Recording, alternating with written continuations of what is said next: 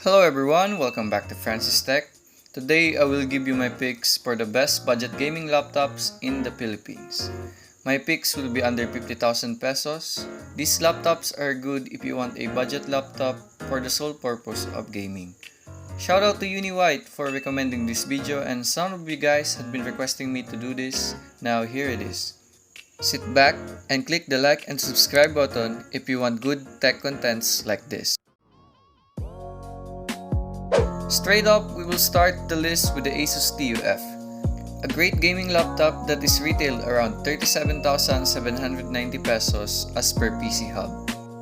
This laptop features an AMD Ryzen 5 3550H and an NVIDIA GTX 1650 GPU. As for storage, you get 8GB of RAM out of the box, and a fast 512GB SSD that offers much faster boot time. And if you are looking to play AAA or graphically intensive games, this machine offers the most FPS per peso. It is also the most affordable laptop in the list. If you are looking for a good budget gaming laptop, you don't want to miss the ASUS TUF. Next, the second gaming laptop on our list is the Acer Knight 5, which costs around 46,999 based on Billman prices. This unit has an Intel Core i5 9300H CPU and an NVIDIA GTX 1650 GPU. For the storage, you get 4GB of RAM and 1TB HDD.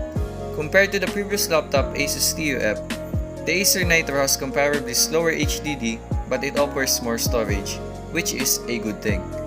If you can add a little for your budget, the Acer NITRO 5 might be the best offer for you.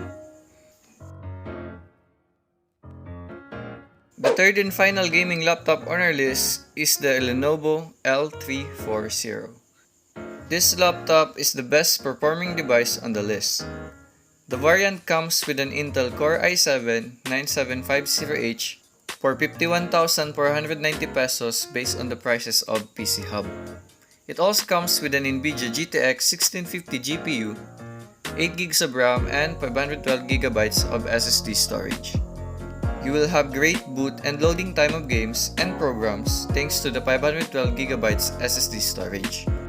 Plus, the GTX 1650 GPU will achieve good FPS with AAA games. The Lenovo L340 is the best budget gaming laptop pick for me. It will receive the Best Tech Award from the channel.